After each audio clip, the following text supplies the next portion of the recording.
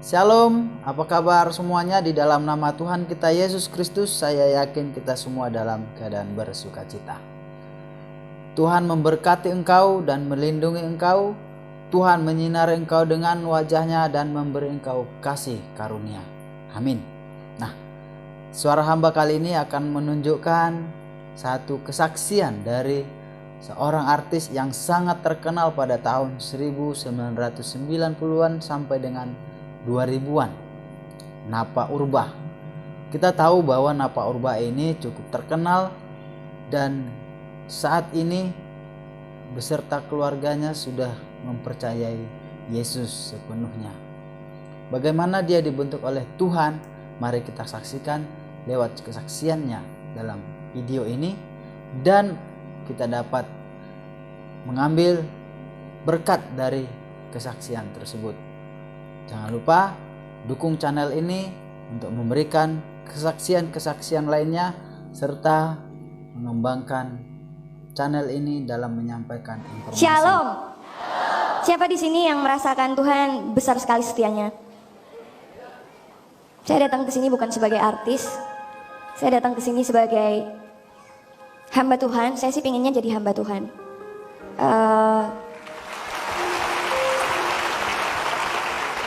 Segala kemuliaan bagi Tuhan.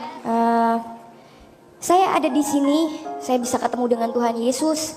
Saya bisa nyanyi buat Tuhan Yesus, itu adalah suatu kehormatan yang luar biasa buat saya.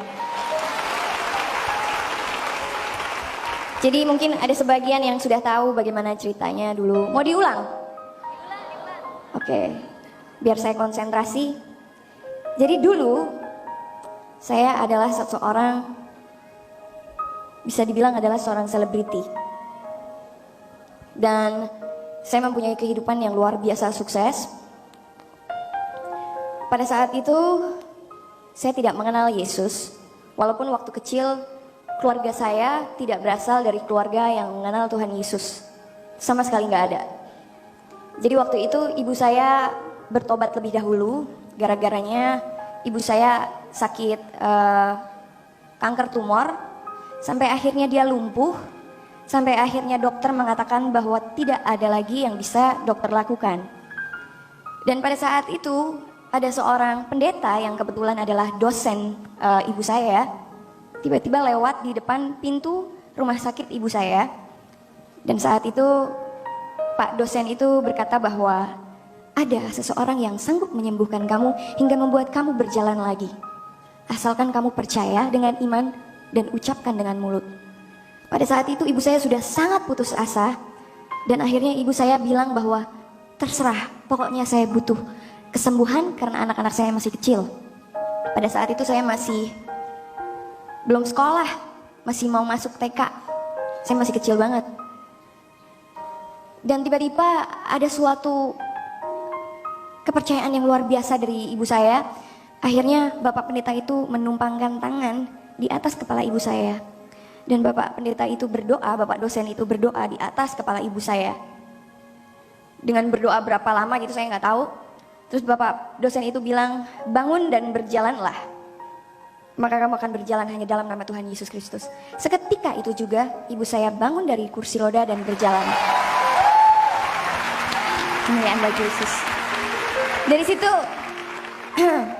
akhirnya berjalanlah pemikulan salib itu. Akhirnya ibu saya memutuskan untuk melayani Tuhan Yesus dan mengenal Tuhan Yesus dan memilih Tuhan Yesus sebagai juru selamatnya.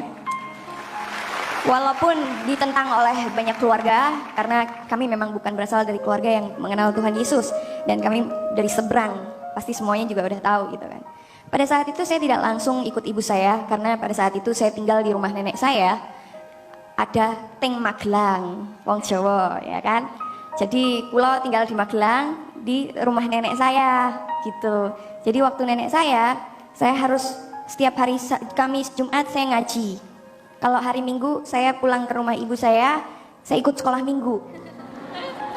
Jadi di sini saya ngaji, besok-besok hari Minggu saya nyanyi ke gunung tinggi ku naik mencari damai. Jadi saya tahu lagu-lagu zaman-zaman sekolah Minggu. Sampai suatu saat nenek kakek saya memutuskan nggak boleh, harus satu. dan kamu harus ikutin keluarga ini.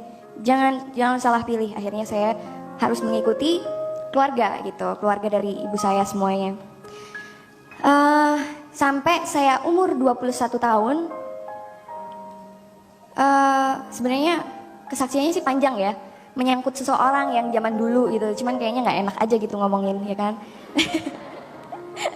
Jadi pada saat itu waktu umur 21 tahun, kebetulan saya mempunyai seseorang gitu yang sedikit fanatik gitu. Jadi pada saat saya harus mengucapkan selamat Natal ke ibu saya, tangan saya harus seperti ini. Habis saya mengucapkan selamat Natal kepada ibu saya harus mandi bersih katanya gitu. Kenapa? Haram hukumnya katanya. Oke. Dan pada saat itu saya sakit gitu, saya sakit terus saya pergi ke Singapura.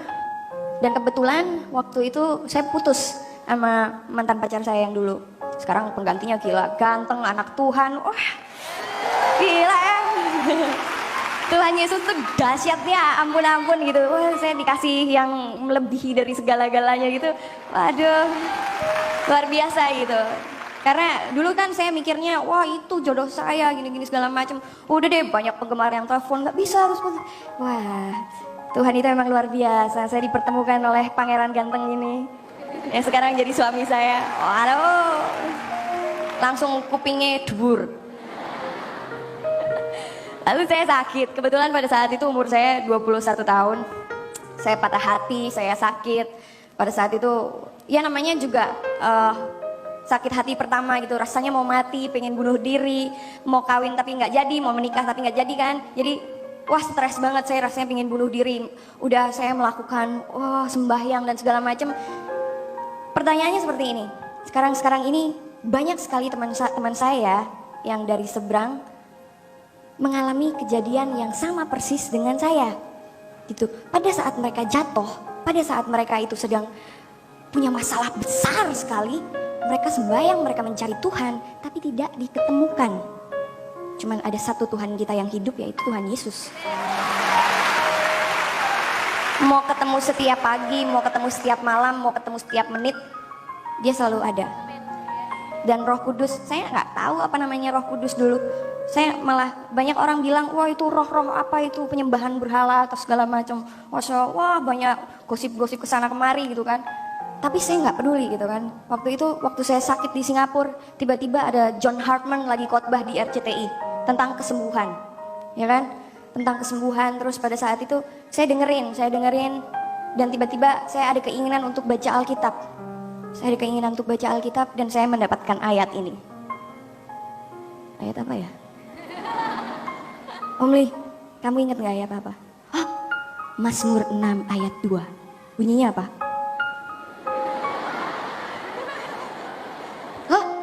Sembuhkan aku ya Tuhan, karena tulang-tulangku remuk. Sampai berapa lama? Sini. Gimana sih, udah berapa kali kesaksian gak apal-apal. Saya emang gitu kalau masalah mengingat ya. Waduh, mana? Oh, yang mana sih? Wah,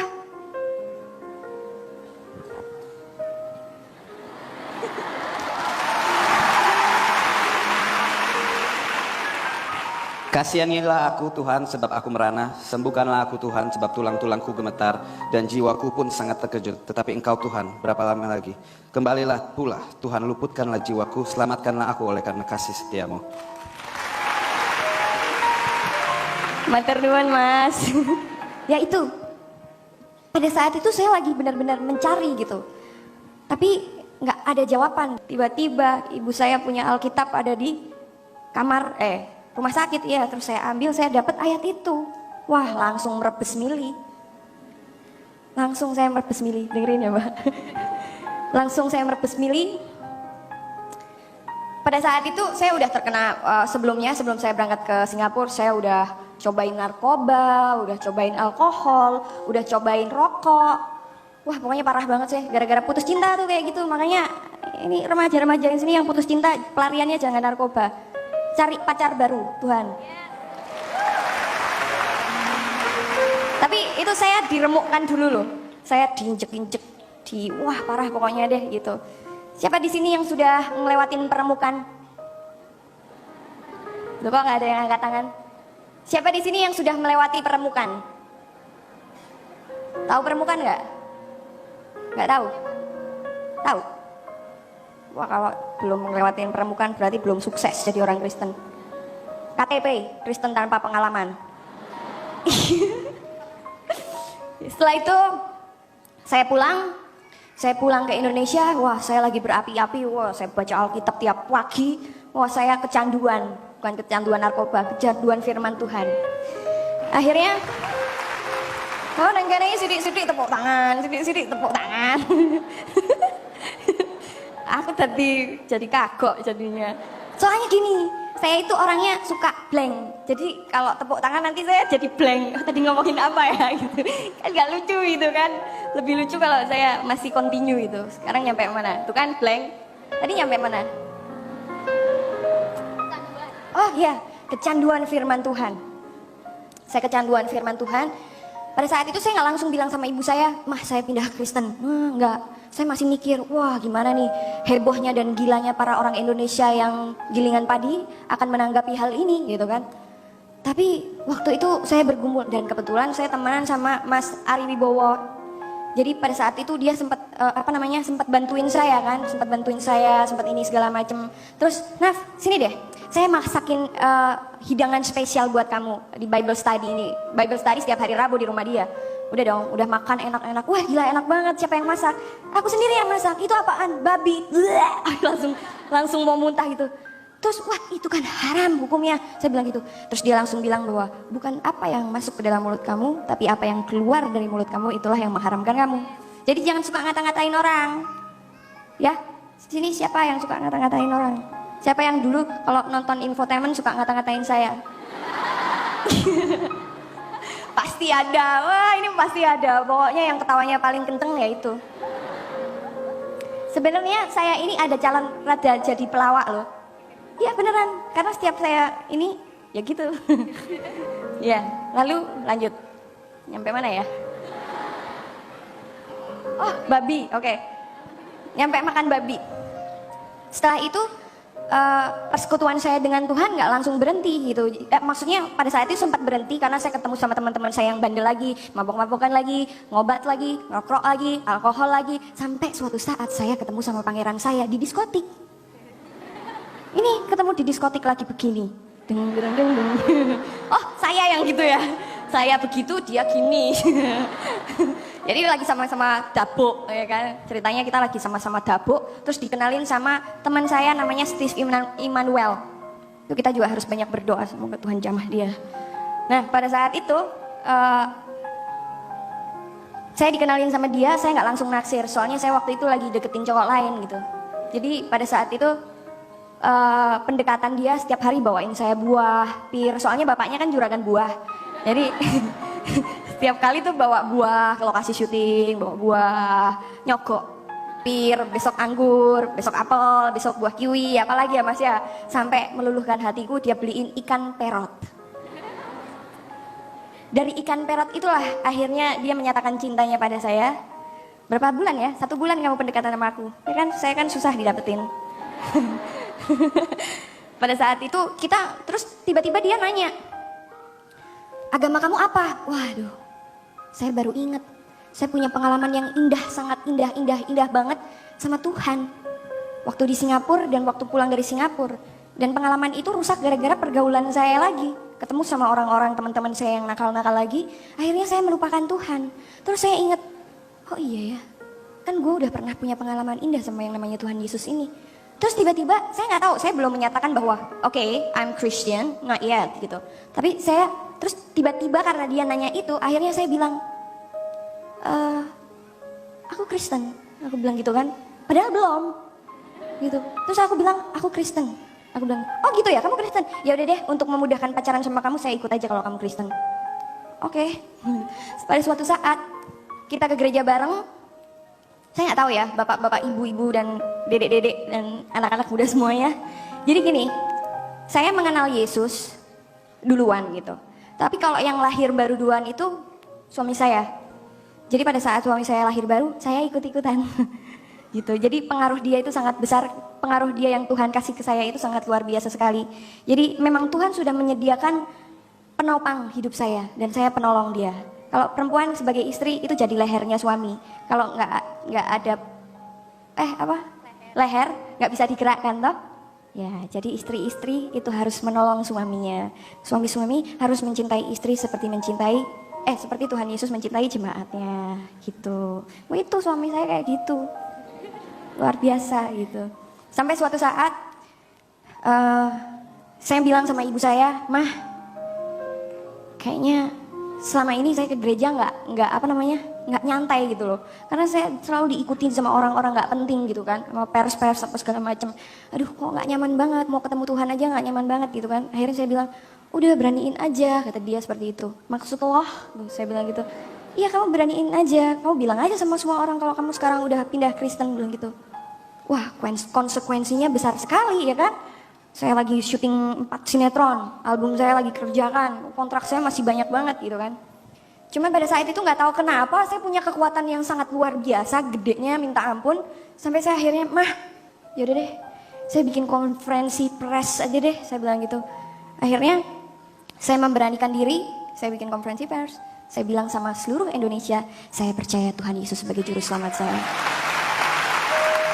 Nah, dari situ barulah yang namanya peremukan itu terjadi. Pemikulan salib, penderitaan. Oma udah ngelewatin? Oma udah ngelewatin belum? Udah toh? Waduh. Ya, jadi pada saat itu dari situlah saya ngelewatin peremukan, penderitaan, pemikulan salib. Siapa di sini yang pernah kecewa sama Tuhan? Kenapa mesti malu? Saya juga pernah kok. Mana? Cuman sedikit. Ya, bohong. Siapa di sini yang pernah kecewa sama Tuhan? Sempat marah sama Tuhan? Hati-hati, itu iblis. Itu bener loh gitu. Karena pada saat itu saya dibikin sama iblis, kecewa marah sama Tuhan. Gila ya, Tuhan, saya harus mengorbankan karir saya dan semua sinetron saya dicekal. Dan pada saat itu kontrak saya, iklan saya dibatalin semuanya.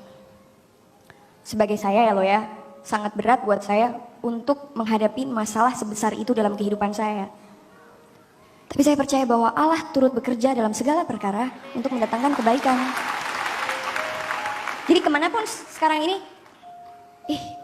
setiap kali kemarin kayak bintang tamu gitu kan. Dulu saya waktu pertama-tama saya bertobat gitu kan, ke gereja bintang tamu nyanyi diliatin gitu kan. Kalau sekarang saya mau jadi penyembah gitu, jadi kita harus sama-sama menjadi penyembah gitu. Saya di sini bukan sebagai Neva Urba, seorang artis tralala, tapi saya di sini karena Tuhan sudah melakukan hal yang sangat luar biasa dalam hidup saya. Dan saya pun ingin semuanya bisa mengalami hal yang sama seperti yang saya alami gitu, karena waktunya udah sangat dekat. Siapa yang sudah tahu di sini bahwa waktunya sudah sangat dekat? Jadi kita harus lari sekencang mungkin supaya kita nggak ketinggalan, karena tujuan akhir kita adalah surga. Jadi kita nanti ketemu di surga ya. Pokoknya nanti kalau sama-sama kita udah sama. Kalau pulang bareng-bareng kita ketemu di surga. Wah, enak banget. Jadi kita dari sini kita harus membangun rumah mutiara kita dengan apa yang kita lakukan di bumi ini gitu. Jadi saya pingin kalau saya ngelihat suami saya kadang-kadang suka, kok aku nggak bisa seradikal kamu ya? Apa karena aku bukan tipe orang yang radikal ya, bilang gitu. Atau mungkin saya perempuan, jadi pakai perasaan gitu. Tapi saya bilang jangan bertuhankan perasaan.